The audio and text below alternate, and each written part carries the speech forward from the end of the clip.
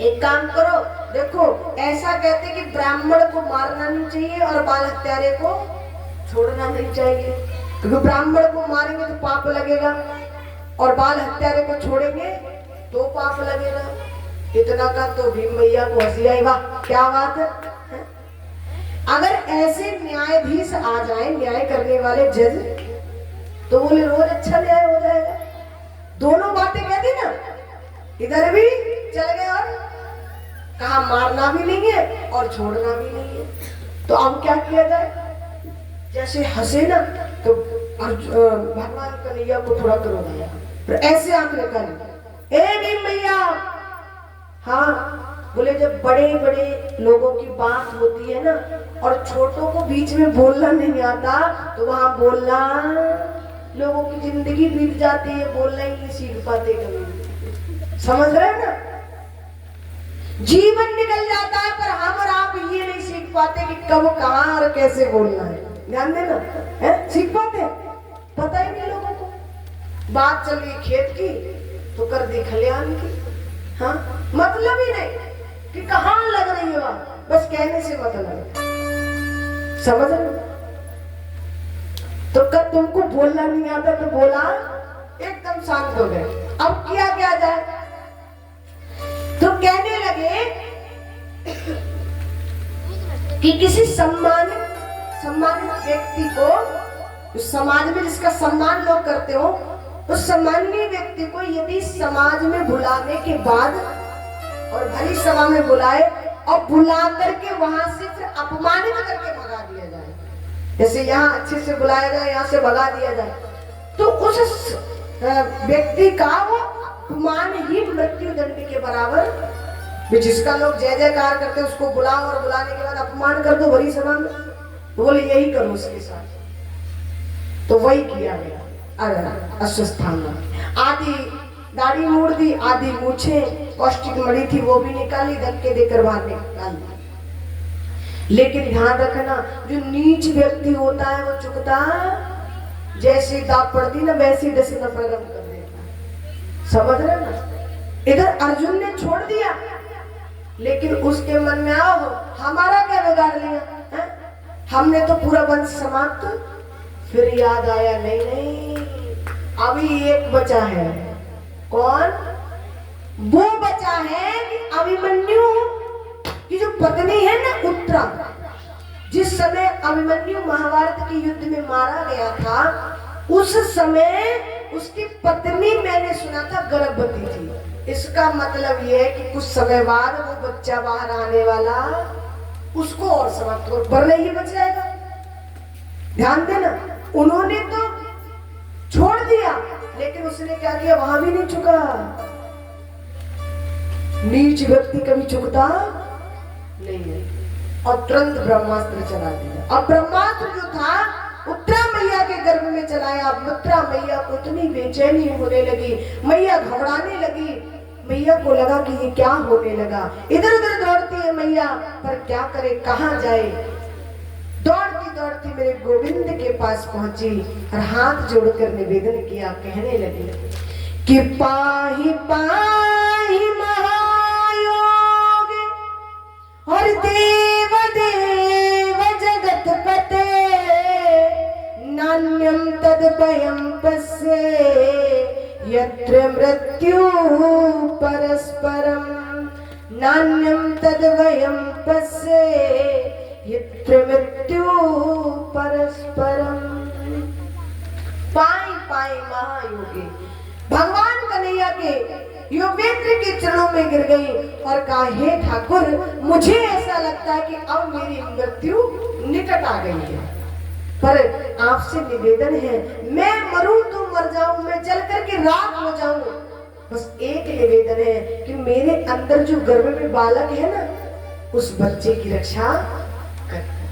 भगवान तुरंत समझ गए, ओहो, इसका मतलब अश्वस्थामा ने फिर से कोई प्रहार कर दिया। और भगवान ने क्या किया, सूक्ष्म रूप रखा एक, और सूक्ष्म रूप रख करके अंदर मैया के गर्भ में प्रवेश कर गए। अंदर जाकर सुदर्शन से उसकी काट की और एक रूप से बाहर खड़े थे। अब पूछते कि बेटी कोई फायदा हुआ? जैसे डॉक्टर दवाई देने के बाद पूछता है ना, ऐसे मेरे ठाकुर पूछते हैं कुछ फायदा हुआ?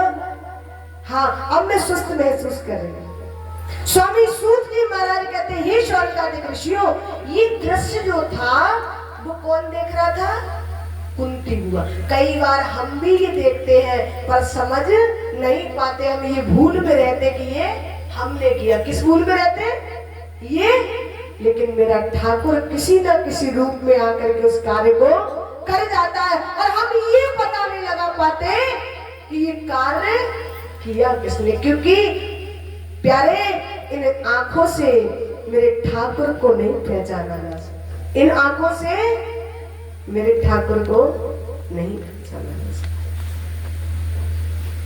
हम ये पता नहीं लगा पाते। अब तक कुंती बुआ को पता नहीं था कि ये कौन है, लेकिन आज सब पता लग गया और हाथ जोड़ करके बोली, हे ठाकुर हमें क्षमा कर दो। भगवान मुस्कुराकर बोले, बुआ ऐसे क्यों बोलती हो? मैं आपका भतीजा और भतीजे से क्षमा कैसी? बोले, तू मेरा भतीजा नहीं है प्यारे, तू तो साक्षात नारायण है। मेरे से बहुत बड़ी भूल हुई, गलती हो गई। मैं आज तक तुझे अपना बेटा मानकर चली आई, भतीजा कहते चली आई। तेरे को कभी सम्मान नहीं किया, पर आज मैंने स्वयं अपनी आंखों से दृश्य देखा। कई ऐसे ऐसे नास्तिक पड़े जो कभी भगवान को नहीं मानते, लेकिन मेरे राम अगर चाहे तो उसको भी जला देते हैं।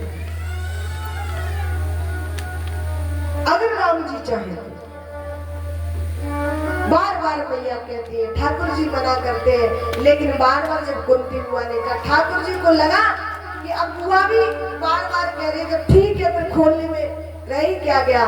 बोले, बुआ ठीक है, तूने मुझे भगवान का, मैं स्वीकार करता हूँ मैं भगवान हूँ, पर एक काम करो, जब भगवान सम्मुख खड़े हो तो फिर कुछ ना कुछ तो मांग लेना। मांग बुआ, तुझे क्या चाहिए? कुंती बुआ ने इशारा कर दिया सबसे पहले। अब बड़े कौन थे? युधिष्ठिर जी। युधिष्ठिर के पास पहुंचे, आप बताओ आपको क्या चाहिए? क्यों? क्योंकि आज बुआ ने मुझे भगवान कहा, और भगवान का तो कर्तव्य है भक्त के प्रति। मांगो। युधिष्ठिर जी बोले, मुझे कुछ नहीं चाहिए, धर्म के मार्ग पर चलता रहूं, बस विचलित ना हो जाऊं, यही चाहिए मेरे ठाकुर। भगवान ने कह दिया। अर्जुन से कहा, तुम बताओ। अर्जुन ने कहा, हे ठाकुर जब तुझे पा लिया तो पाना कुछ बाकी नहीं है। प्यारे एक काम कर, जो तेरा मेरा रिश्ता है ना गुरु शिष्य का, ये रिश्ता जीवन भर ऐसे ही चलता रहे, कभी इसमें गांठ ना पड़ने पाए। भगवान ने कर दिया, ऐसा ही होगा। भीम मैया से कहा, आप मांगो। भीम मैया बोले, भला मैं क्या मांगू? मुझे तो लोग वैसे भी भोजन भट्ट कहते हैं, क्योंकि खाते ज्यादा थे, और ज्यादा खाना भी पाप होता है। अब ये भी नहीं है कि बिल्कुल छोड़ दो आज से, है ना, छोड़ना नहीं है, हाँ। लेकिन उतना भी नहीं खाना। तो कहा कि खाते पीते उठते बैठते, मेरी खाने की तो आदत है महाराज, तो एक काम करो, बस खाते पीते उठते बैठते इतनी सामर्थ्य देना कि जिस प्रकार से आपका भजन कर रहा हूं ना, बस इतना भजन होता रहे और कुछ। भगवान ने कर दिया। नकुल सहदेव से पूछा, उन्होंने कहा, तीनों मैयाओं का सानिध्य मिलता रहे, चलो की सेवा, आपके दर्शन होते रहे। बोले, दिया।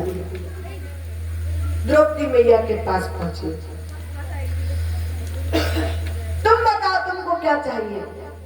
द्रौपदी मैया बोली, मेरा और आपका सखी और सखा का जो भाव है ना, वो बना है। भगवान ने कर दिया। अब जो भगवान की बिल्कुल खासम खास बहन थी, जिनका नाम था सुभद्रा मैया। अच्छा, जहाँ खासम खास मामला आ जाता है वहां तो बात ही अलग हो जाती है? होती है ना। खासम खास आ जाता है तो प्रसाद भी ज्यादा दे देते लोग, देते ना। अब सगी बहन थी, कुंती बुआ को डर लगा कि सगी बहन है, हो सकता है कन्हैया कहे कि तुमको क्या चाहिए, बस खासम खास मामला है, कहीं मेरी ये बहू ऐसा कुछ ना मांग ले जो कि इसके हित में ना हो, मन ही मन चिंतित हो रही है। लेकिन सुभद्रा मैया बड़ी समझदार थी। भगवान ने कहा बहन तू मांग ले क्या चाहिए। सुभद्रा मैया ने कहा हे ठाकुर, अब तेरे को पाने के बाद फिर दूसरी कोई इच्छा नहीं है, और अगर तुम देना ही चाहते हो ना तो एक काम करो, मेरा मन है ना वो क्या है, एक राजहंस। क्या है ये मन है, कौन है, पक्षी है ना। अभी यहाँ बैठा है, थोड़ी देर बाद भवन पे पहुंचेगा, फिर इस्लाम नगर पहुंच जाएगा, भागता है ना। लेकिन कहते कि उड़ जहाज को पंछी पुन उड़ जहाज पे आवे। ये मन है ना ये उधर उधर भटकता है, पर प्यारे आज से मैं तेरे से निवेदन करती हूँ, ये मेरा मन यहाँ वहां ना हट करके मन रूपी राजहंस आज ही जाकर तेरे चंड रूपी पिंजरे में फंस जाए, और मुझे कुछ नहीं चाहिए। भगवान ने कर दिया ऐसा ही। अंत में किसका नंबर आया, कुंती बुआ का। ध्यान देना भगवान से क्या मांगना है, ध्यान देना भगवान से क्या मांगना है। कुंती बुआ से कहा बुआ आज तू अगर ये कहेगी कि तुझे मेरा सिंहासन चाहिए त्रिलोकी, तो मैं अपना सिंहासन तेरे लिए छोड़ दूंगा, बता क्या चाहिए। कुंती बोली लाला ये बताओ अगर मैं मांगू तो तुम दे दोगे। बोले हाँ बुआ तेरे मांगने में देरी हो सकती पर मेरे देने में देरी मांगना। हाथ जोड़कर कहा लाला इनकार ना करना। भगवान बोले बुआ इनकार नहीं करूंगा, तू मांग तो सही, आज पहली बार मांग कर देख, तेरे मुख से निकलने में देरी होगी, पर ये तेरे लाला के देने में देरी नहीं। वो देता नहीं, उसी का तो दिया हुआ है ना, ये देने में देरी नहीं होगी। हाथ जोड़कर कहा लाला अगर देना ही चाहते हो ना तो दुख दे दो। क्या दे दो, क्या मांगा, दुख। और हम जीवन भर हमारा जीवन निकल जाता है, गाड़ी मिल जाए फिर गाड़ी ले लेते, बंगला बन जाए, एसी लग जाए, ट्रैक्टर आ जाए, ट्यूबवेल लग जाए, ये हो जाए वो हो जाए, ना जाने क्या क्या सुख की कामनाएं करते हैं। पर यदि सीखना है तो इन कुंती बुआ से सीखो जिन्होंने भगवान सामने खड़े थे, उसके बाद भी क्या कहा, कन्हैया अगर देना चाहते हो तो दुख दे दो। हाथ पकड़ लिए प्यारे, बुआ तूने मांगा वो भी दुख मांगा, जीवन पर्यंत दुख ही दुख उठाए हैं, और आज मांगने का नंबर आया तो क्या मांगा। कुंती विधवा हो गई थी ना, और विधवा स्त्री विधवा माता 5-5 पुत्रों को पाले, 5 पुत्रों का भरण पोषण करना, जवान कर देना पाल पोष कर, और ऐसे नहीं 100 पुत्र गांधारी के हमेशा मारने के लिए घूमते थे, उनसे बचा करके रखती थी। वो विधवा माँ जिसने पूरे जीवन दुख ही दुख उठाए, और आज भी ये कहती है कि मुझे दुख दे दो। क्यों मांगा तूने दुख। कुंती कहती है दुख इसलिए मांगा कन्हैया कि सुख के माथे सिल पड़े, सुख के माथे सिल पड़े, जो हरि हृदय ते जाए, और बलिहारी वाह दुख की जो पल पल नाम रटाए। बलिहारी वाह ऐसे सुख के माथे तो सिल पड़े, पत्थर मारती हूँ मैं, ऐसा सुख मुझे नहीं चाहिए, मैं तो वो दुख को लेना चाहती हूँ। कम से कम उस दुख में मेरे ठाकुर की याद तो आपने देखा है ना, जिस दिन मटर पनीर मिल जाता है ना फिर तो बड़ा सुकून मिलता है, और जिस दिन रूखी रोटी भी नहीं मिलती तो पता है क्या कहते, ठाकुर आज तो तेने एक टुकड़ा भी नहीं दिया। उस दिन पूरी रात उसको याद करोगे जिस दिन तुम्हारा पेट, क्योंकि दुख में हो, और जब सुख आ जाता है ना प्यारे अच्छे अच्छे भूल जाते कि भगवान कुछ है।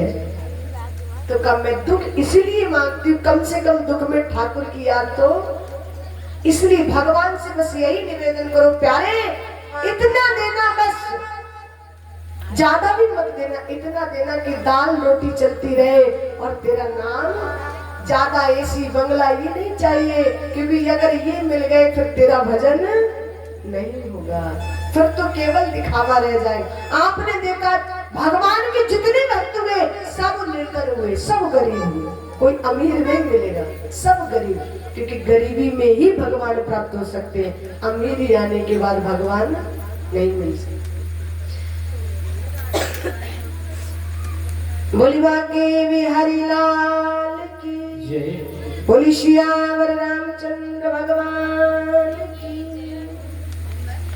तो बात चल रही थी मांगने की। देखिए इन कथाओं से हम यही तो सीखते हैं ना। कथा कोई कहानी नहीं है मेरी माताओं जो यहाँ से सुनो और यहाँ से, मैंने कल भी बताया था, यहाँ से सुनकर यहाँ नहीं निकालनी। बस हाथ जोड़कर निवेदन करती हूँ, जितना भी आप लोग यहाँ बैठकर सुनते हो ना वो यहाँ उतारनी। कथा कोई कहानी नहीं है।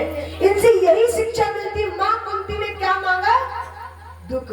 तो हमको भी भगवान से कभी कामना नहीं रखनी चाहिए कि बेटे की नौकरी लग जाए, कि बेटी की लग जाए, कि ये हो जाए वो। अरे करने वाला तो वो है ना, हम कहेंगे तब करेगा क्या?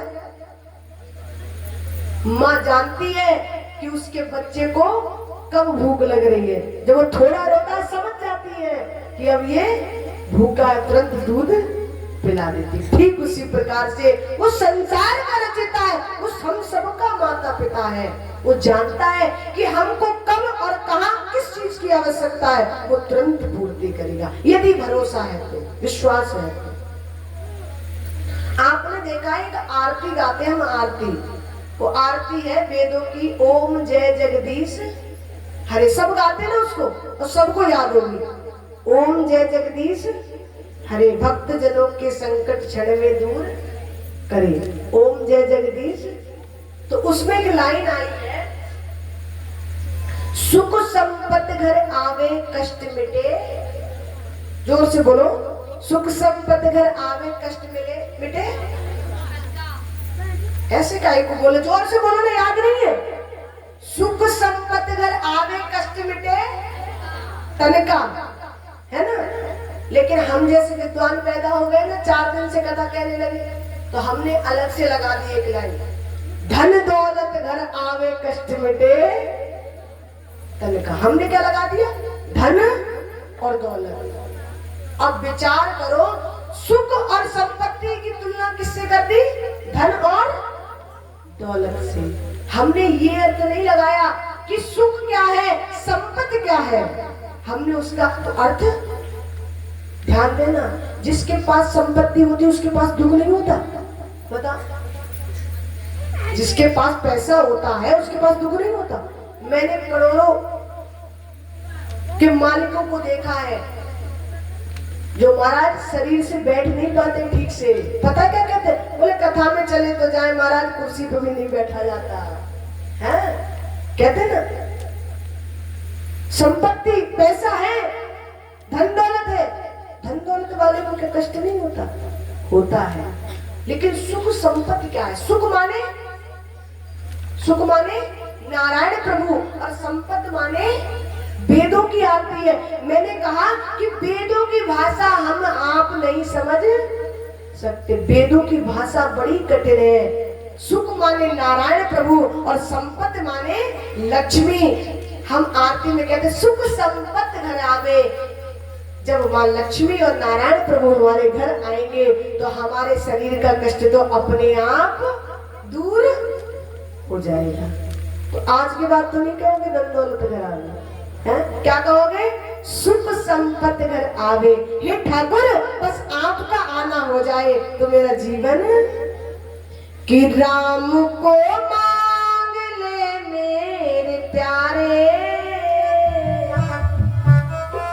राम को मांग ले मेरे प्यारे। देखो राम, एक तो होता है राम को मांगना और एक होता है राम से मांगना। तो हम क्या करते हैं? राम को मांगते हैं, राम से मांगते हैं। अच्छा, कहीं मांगने जाओ, कई बार होता है तो जितना मांगोगे उतना मिलेगा, लेकिन कई बार ऐसा होता है कि कोई अपनी मर्जी मर्जी से देता तो क्या कहते हैं, लो एक मुट्ठी और ले जाओ, है कहता ना, तो क्या होता है, ज्यादा मिलता है। अच्छा मांगेंगे तो घाटे में रहेंगे कि नहीं, और नहीं मांगेंगे तो। दूसरी बात, अगर मांगेंगे तो जो मांगा वो मिलेगा, और बिना मांगेंगे, जब मांगेंगे ही नहीं तो फिर जो साक्षात खजाना है वो चल करके स्वयं हमारे घर आएगा। तो इसलिए किसको मांगना है, राम से नहीं मांगना, किसको मांगना, राम को। हमको तो तू चाहिए, तू आ जाए, बाढ़ में जाए दुनियादारी, है कि राम को मांग ले मेरे प्यारे, राम को मांग ले मेरे प्यारे, जिंदगी का सहारा, राम को मांग ले मेरे प्यारे, जिंदगी का सहारा मिलेगा। राम को मांग ले मेरे प्यारे, जिंदगी का सहारा मिलेगा।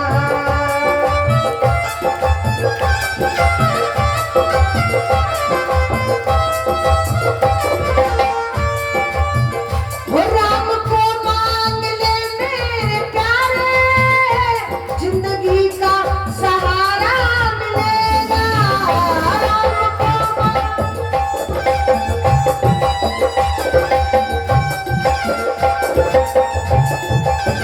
और सिर्फ इनके ही चरणों में तुझको, सिर्फ इनके ही चरणों में तुझको उम्र भर का गुजारा, सिर्फ इनके ही चरणों में तुझको उम्र भर का गुजारा मिलेगा।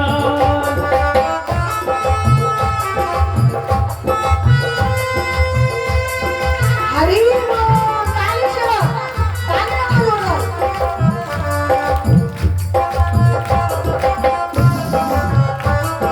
श्री राधे।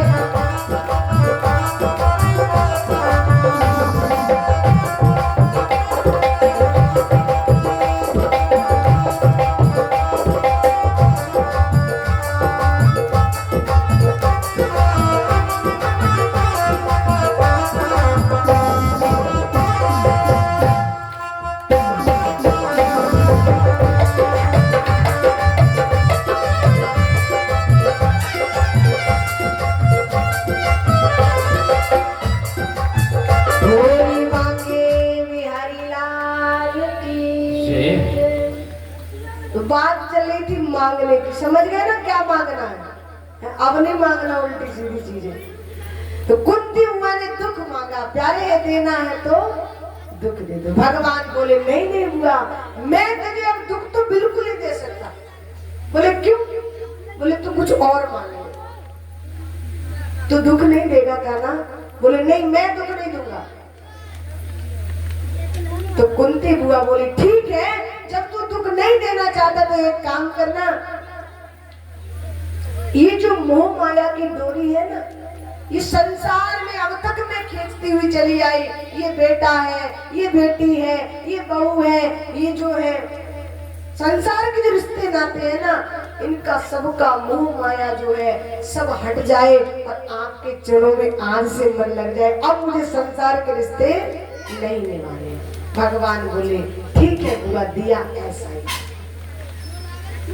सबको भगवान ने क्रमशः जिसकी जो इच्छा थी भगवान ने पूर्ति की। आज भगवान बोले पूरी रात्रि भर युधिष्ठिर जी को समझाते हैं भगवान कि ऐसे नहीं ऐसा करना है, ऐसे नहीं ऐसा करना है, क्योंकि भगवान के भी जाने का समय आ गया था, हम द्वारिका जाएंगे। तो समझा रहे थे भगवान, लेकिन उनको समझ में नहीं आ रहा था। स्वामी सूत जी महाराज कहते हैं, हे शौनकादिक ऋषियों, जो गीता अर्जुन को भगवान कन्हैया ने महाभारत के युद्ध में सुनाई थी, जो गीता के श्लोकों को कहा गाया, वही श्लोक आज बिठा करके किसको गा रहे हैं, किसको सुना रहे हैं, युधिष्ठिर जी को। पर समझ में क्यों, क्योंकि जब तक कहने वाले के प्रति सुनने वाले का भाव नहीं है तब तक कुछ समझ में नहीं आएगा। अब भाव कैसा है उनका, उनका भाव ये तो लाल आया, अभी तक तो हमारे साथ खेला था, भला ये हमको क्या समझ आएगा। कई बार होता है ना, घर में यदि कोई छोटा बच्चा काम की बात कहता है ना तो उसकी बातों पर कोई ध्यान हट जा, ये जने कहा जाने, है ना। क्योंकि एक बात बताऊं, एक बड़ी खास बात है, घर में चाहे कोई कितना बड़ा विद्वान हो जाए पर घर वाले उसको कुछ नहीं समझते हैं। घर वाले कोई कितना बड़ा फौजी हो जाए लेकिन घर में उसको, क्योंकि क्या है, वात्सल्य भाव है, उसकी कोई नहीं सुनता। तो भगवान को लगा इधर पिता में भीष्म के भी अंतिम समय चल रहा था, विचार किया उनको भी दर्शन देने हैं, क्योंकि उनको वैसे तो इच्छा मृत्यु का वरदान था पर मेरे ठाकुर के इंतजार में प्राणों को नहीं छोड़ा और पश्चाताप भी कर रहे थे। भगवान को लगा दर्शन देने, तो विचार किया कि मैं इतने समय से समझा रहा हूँ पर कुछ समझ में हो सकता है कि पिता में भीष्म के माध्यम से युधिष्ठिर को समझ पाऊंगा, तो निश्चित रूप से समझ में, वे घर के बड़े बूढ़े हैं। तो पांचों भाइयों को और मां द्रौपदी को लेकर कहां पहुंचे भगवान? पिता में भीष्म के पास। आज पिता में भीष्म सरसैया पर पड़े थे, 54 दिन हो गए। वर्णन आता है कि रोम रोम में बाण लगा था। हमारे ये छिद्र होते ना, ये हल्के हल्के बाल देखे ना ये शरीर पर, इसको क्या कहते हैं? रोम। आप विचार लगाओ कितने छिद्र हैं पूरे शरीर में, एक एक छिद्र में बाण लगा था, रोम रोम में बाण था। और स्वामी सूत जी महाराज कहते, हे शौनकादिक ऋषियों, इतनी वेदना हो रही थी, इतनी पीड़ा हो रही थी पिता में भीष्म को। विचार लगा लीजिए, बिच्छू जानते हैं आप लोग? बिच्छू बिच्छू निकलते हैं आपके यहाँ? नहीं, हमारे यहाँ तो निकलते हैं, आपके यहाँ पता नहीं। अच्छा, आप में से इतने बैठे हो, किसी ना किसी को बिच्छू ने जरूर काटा होगा, काटा है किसी को, और किसी ना किसी को चढ़ता भी होगा, है? कुछ लोगों को नहीं चढ़ता। तो जिसको बिच्छू चढ़ता है उससे पूछो पहले जाके कि भाई तेरे बिच्छू ने काटा, ये बता कितनी पीड़ा हुई, तब वो बताएगा कि कितनी हुई, जिसको चढ़ता है वो। तो कहने लगे कि एक बिच्छू काटता तो कितनी पीड़ा होती, लेकिन यहाँ पर 1000 बिच्छू एक साथ डंक मारते हैं, मतलब 1000 बिच्छू एक साथ काटते हैं ना, इतनी पीड़ा एक बाण लगने पर हो रही थी। एक बाण में इतनी पीड़ा हो रही थी, 1000 बिच्छू के काटने पर जितनी पीड़ा होती ना, उतनी एक बाण में हो रही थी।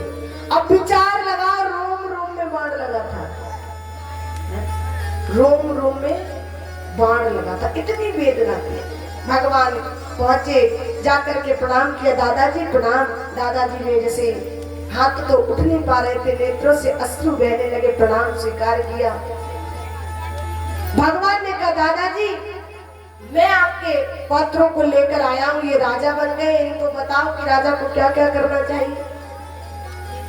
गदगद हो गए और कहा कि जब आप मेरे पास लेकर ही आए हो तो बताऊंगा जरूर। बोले आप राजा बन गए हो तो राजा का पहला कर्तव्य ये है कि अतिथि का सत्कार करें। क्या करें? अतिथि का सत्कार। अच्छा, अतिथि जानते हो, जाएगा कोई नहीं, आरती करा के जाएंगे सब। देखो बीच कथा से ऐसे उठकर नहीं जाना चाहिए, सब बैठ जाओ, इधर उधर जो जा रहे ना बैठे रहे। बोली बाकी बिहारी लाल की जय। और एक विशेष बात, कल रसगुल्ला की कथा है, कल रसगुल्लन की कथा होगी, कि कल भगवान कन्हैया आने वाले हैं। हाँ, अब देखो रसगुल्लन की बात चली तो बस ऐसे देखने लगे, अब कोई नहीं जाएगा, मानो अब इनको रसगुल्ला मिल रहे हैं, कल मिलेंगे कल। हाँ? पर सब तैयारी से आएंगे। तैयारी कैसी? रसगुल्ला लेकर आना है।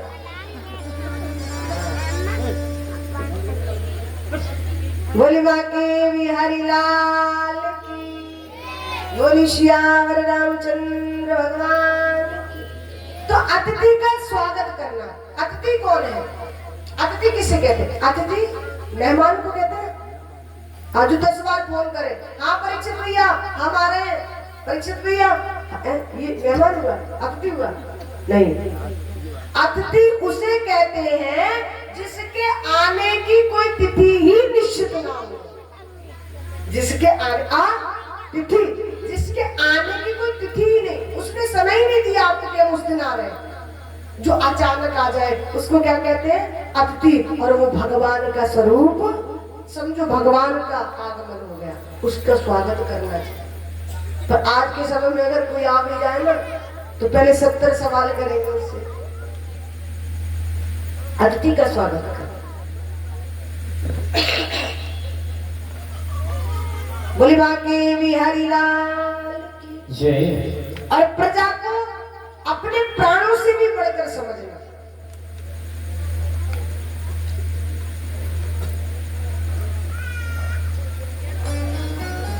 और कहने लगे तुम राजा हो, आपको ज्यादा नहीं, रोज की कमाई में से 10वां भाग दान में लगाना। कितना?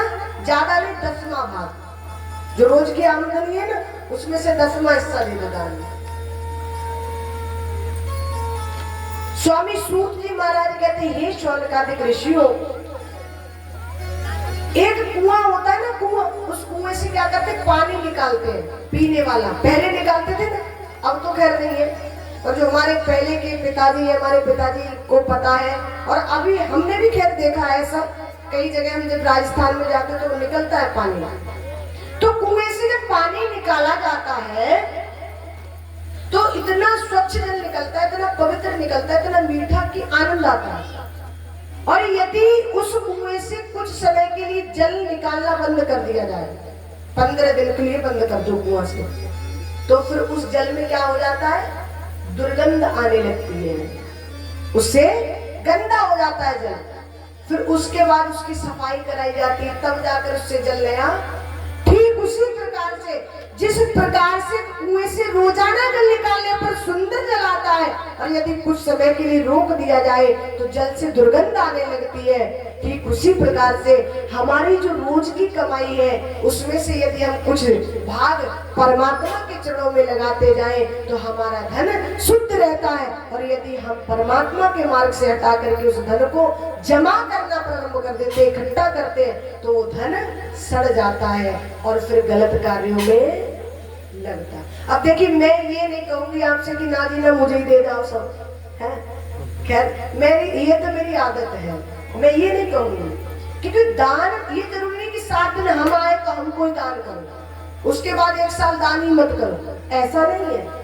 देखो, हम यहाँ आ गए तो जितना बन रहा है आपसे हमारे लिए दान करो, जितना बन रहा है कमेटी के लिए दे दो। भाई, व्यवस्थाओं में भी पैसा खर्च हो रहा है। और उसके बाद 1 साल पड़ी है, उसके बाद कोई गरीब है, किसी के पास वस्त्र नहीं है, वस्त्र दे दो, चप्पल नहीं है, चप्पल पहना दो, कोई भूखा है तो भोजन करा दो। समझ रहे ना? इस प्रकार से धीरे धीरे दान करते रहना चाहिए। और बोले, राजा बन गए हो तो अपनी आंखों के सामने पाप मत देखना, क्योंकि पाप करना तो पाप है, आंखों के सामने पाप होते हुए देखना महा। इतना कर द्रौपदी मैया हंस गई, और जैसी हंसी तो पिता ने भीष्म ने ऐसे देखा। कई घरों में आज भी माताएं अपने ससुर के सामने, बोलने की तो बात छोड़ो, हिलती नहीं है, हिलती।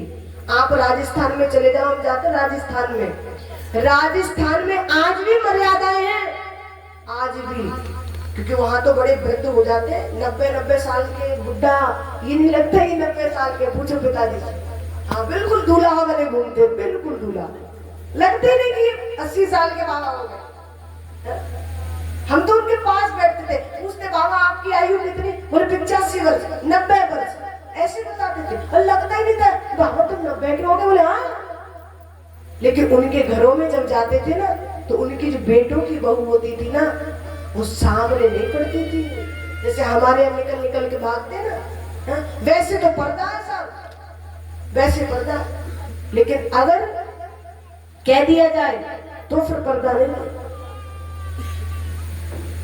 तुरंत मैया को हंसी आई, और जैसी हंसी आई तो वहां ये नियम था कि कोई भी पिता में भीष्म के साथ बोलता, सामने बोलता। लेकिन मैया हंस गई तो पिता में भीष्म को थोड़ा सा क्रोध आया, बुरा लगा। पूछा बेटी एक बात पूछूं? बोले पूछो। कि तेरी सास कुंती की भी हिम्मत नहीं हुई आज तक जो मेरे सन्मुख खड़े होकर के आवाज भी निकाल जाए, और आज तू मेरे समक्ष जोर से हंसे। इतना सुना एकदम संकोच में, दादा मुझे क्षमा कर दो ना, गलती हो गई, आज के बाद ऐसी त्रुटि नहीं होगी। कहा नहीं नहीं, कोई ना कोई कारण तो, क्योंकि अच्छे घरों की बहन बेटियां अकारण कोई ना कोई कारण जरूर होगा, वो अकारण नहीं हंसती। कहीं होती ना, बस बात कहेंगे, बाद में पहले ऐसे हंसती, फिर बात में फिर हंसती। ये क्या होता? जैसे हमारे अनु भैया, इनको भी बड़ी हंसी आती है। अच्छा, जो ज्यादा हंसता है ना उसकी बात पे कभी भरोसा नहीं करना चाहिए। जो ज्यादा हंसता है ना, जो बात पहले बाद में कहे और हंस पहले भी, अच्छा होगा, उसकी बात पर कोई भरोसा नहीं करता, और करना भी नहीं चाहिए। तो कहा कि कोई ना कोई कारण है तुम हंसे हो, इसका मतलब ये कि कोई ना कोई बात बताओ। जब ज्यादा प्रयास किया तो हाथ जोड़कर कहा कि दादा, भुलवा के बिहारी लाल की जय, बोले सियावर रामचंद्र भगवान की। तो कहा दादा, अभी आपने कुछ मिनट पहले ये बात कही थी कि आंखों के सामने पाप करना तो पाप है, लेकिन आंखों के सामने होते हुए देखना महापाप है। तो मैं ये पूछना चाहती हूँ आपसे कि क्या आपने अपनी आंखों के सामने पाप देखा? आज आप इन अपने पौत्रों को ये उपदेश दे रहे हो, विचार करो। एक समय वो था जब भरी सभा में दुशासन, उस समय में रजस्वला अवस्था में थी, दुशासन मुझे पकड़ करके बाल पकड़ कर घसीटता हुआ लाया और सभा में ला करके डाल दिया। उस समय मैं सबके सामने हाथ जोड़ रही थी, और इतना ही नहीं, उसने मुझे घसीटा, वो मुझे वहां पर नगिन कर रहा था। तब आपकी आंखें कहां थी? तो आपने पाप नहीं देखा? अरे दादा, यदि आप उसको एक फटकार भी लगा देते ना, तो दुशासन की क्या औकात थी जो मेरे शरीर से तो बात छोड़ो, मेरे वस्त्र को हाथ भी लगा जाता। लेकिन नहीं, आप सबने नीचे निगाह डाल दी। अब मैं इसलिए हंसी, मैं ये पूछना चाहती हूँ कि आप इनको तो उपदेश दे रहे हैं, आप ये बताओ कि आपने पाप देखा या नहीं देखा?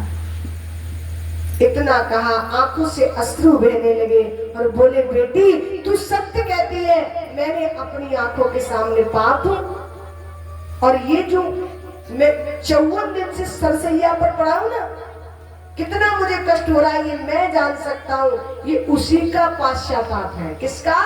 कि मैंने अपनी आंखों के सामने पाप, वरना पिता में भीष्म को तो इच्छा मृत्यु का वरदान था, जब चाहते तो प्राण छोड़ देते, पर नहीं, एक एक पाप का प्रायश्चित किया था सरसैया पर पड़ करके, कि मैं यही प्रायश्चित करके जाऊंगा। बेटी मुझे क्षमा कर। अंत में भगवान ने कहा, कन्हैया से कहा, लाला गोविंद, मैं कुछ एकांत में आपसे बात करना चाहता हूँ। पांडवों को एक तरफ कर दो, पांडवों को उधर कर दिया, और धीरे से बोले, मेरी एक बेटी है। बोले बेटी? बोले हाँ। पांडवों के कानों में आवाज पहुंची, बोले पूरे जीवन ब्रह्मचर्य का ढोंग किया, इसका मतलब, क्योंकि एंड में आकर क्या कहते हैं, बेटी। भाई जो ब्रह्मचारी रहा उसकी बेटी कहां से आई? भगवान बोले, पांडवों थोड़ा कम बोलो। और कहा, दादा एक काम करो ना, आप अपनी बेटी का नाम बता दो। का नाम तब बताऊंगा, पहले ये बताओ मेरी बेटी से आप विवाह करोगे? बोले हाँ मैं विवाह करूंगा, पर कम से कम आप नाम तो बताओ। बोले मेरी बेटी का नाम है बुद्धि। क्या नाम है? बुद्धि। और विवाह का मतलब जानते हो? विवाह, विवाह कोई खेल नहीं है, नाटक नहीं है। विवाह क्या कहते हैं? विवाह कहते हैं संबंध को। किसको कहते हैं? संबंध को। जहां दो व्यक्तियों में आपस में संबंध बन जाता है तो उसको क्या कहते हैं? विवाह। बोले मैं अपनी बेटी बुद्धि का विवाह आपसे करना चाहता हूँ। अर्थात जिस दिन इस बुद्धि का संबंध मेरे ठाकुर से हो जाएगा, सीधा सीधा जिस दिन इस बुद्धि का संबंध मेरे ठाकुर से हो जाएगा, जिस दिन इस बुद्धि का विवाह मेरे गोविंद से हो जाएगा, उस दिन संसार में भवसागर से पार हो जाए। लेकिन हम करना ही नहीं चाहते। हमने अच्छा किया, कथा अच्छी हो गई तो साहब हमने अपनी बुद्धि लगा कर किया, इतना चंदा आया है? और अगर थोड़ा भी कम आया तो ठाकुर जी की जैसी इच्छा थी। कोई काम अच्छा हो गया तो मैंने किया, बिगड़ गया तो ठाकुर जी के ऊपर थोप दिया। भगवान के तो बड़ा विचित्र है। तो गुण अवगुण पाप पुण्य सब परमात्मा को सौंपते जाइए।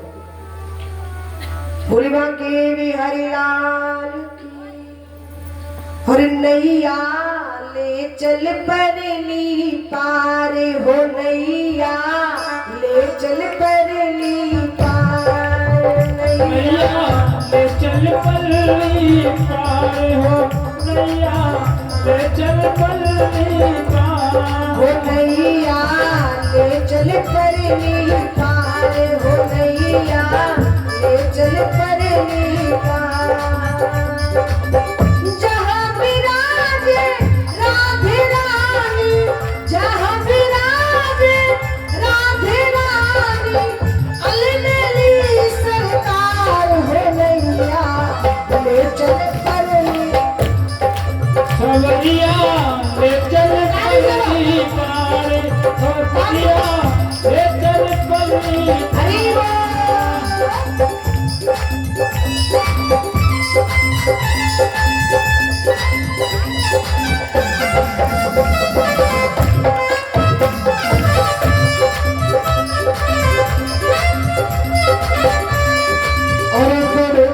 गुण सब तेरे अरे बड़े, गुण सब तेरे अरे बड़े, पाप पुण्य सब तेरे अरे बड़े, पाप पुण्य सब तेरे अरे बड़े।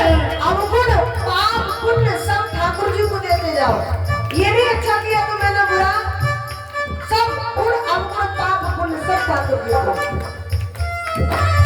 बुद्धि सहित मन तेरे अरे बड़े, बुद्धि सहित मन तेरे अरे बड़े, और ये जीवन भी तेरे अरे बड़े, ये जीवन भी तेरे अरे बड़े। अरे मैं तेरे चरणों की दासी, मैं तेरे चरणों की दासी, तू मेरे प्राण आधार है नैया। बिल्कुल सीधे, ऐसे नैया पार नहीं लगेगी। कैसे लगेगी? जोरदार ताली। कन्हैया को पुकारोगे तभी तो लगेगी ना नैया।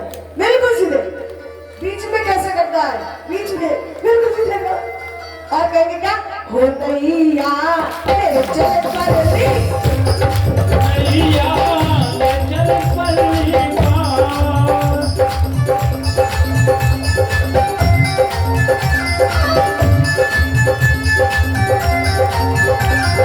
हरि बोल।